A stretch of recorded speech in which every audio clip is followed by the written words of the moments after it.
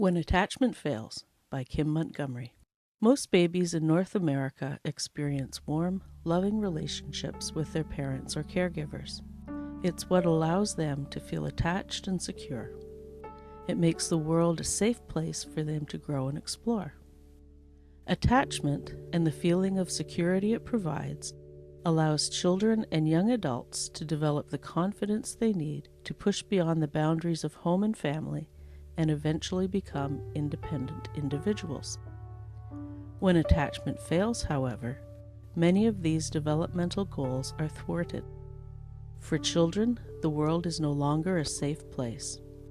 They have to devise ways to protect themselves from the unpredictable responses they receive before they can move on to independence. These protective schemes, however, are not always the most functional approaches.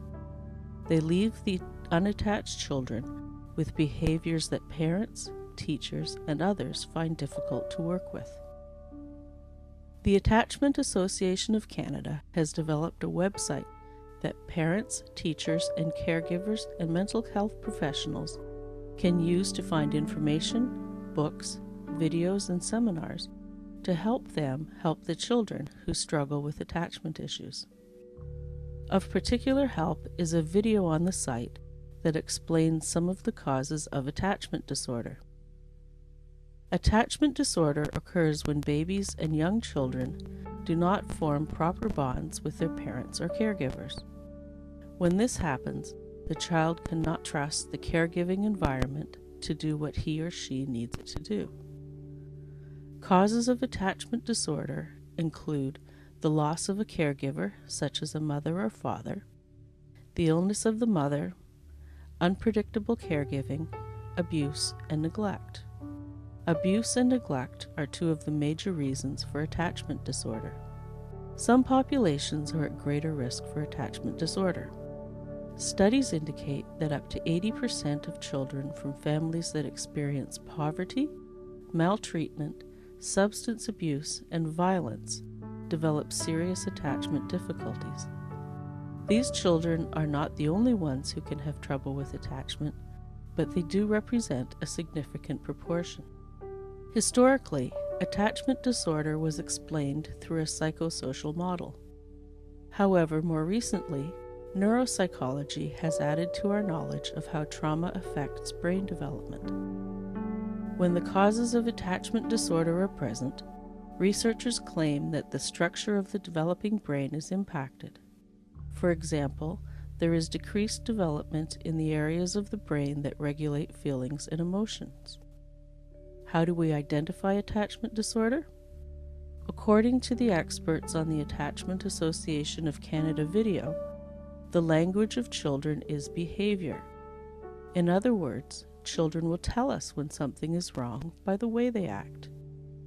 When children experience attachment disorder, they push people away in an attempt to protect themselves from being hurt. They have difficulty trusting, difficulty with peers, with attention, and with managing their behavior. Some children with attachment disorder are mistakenly diagnosed with attention deficit disorder or bipolar disorder. When that happens, the underlying problem remains undiscovered and the problem is not resolved. Michael Trout, one of the professionals interviewed, stated that babies remember. They tell us about their experiences through their behavior. In order to treat the behavior, we have to follow it to its original source. As adults, those with attachment disorder are at risk to develop personality disorders, such as antisocial personality or borderline personality. They are also at risk to develop depression and anxiety. They can become unable to function and are sometimes suicidal. With treatment, however, adults and young people can improve their behavioral functioning, learn to self-regulate, and monitor their emotions. Treatment for children can involve helping the caregiver understand what lies behind the difficult behavior of the child. It teaches the caregiver to provide a safe, empathic relationship in which the child can begin to explore traumatic, hurtful, and shameful experiences, as well as to learn to experience themselves differently.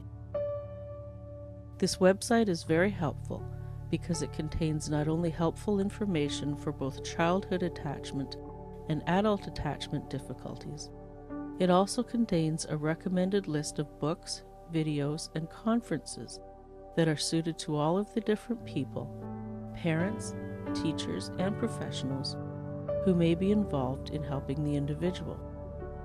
The most important message for those who know children with attachment difficulties, or those who have attachment issues stemming from their own childhood, is that there is hope, because we all have the potential to heal.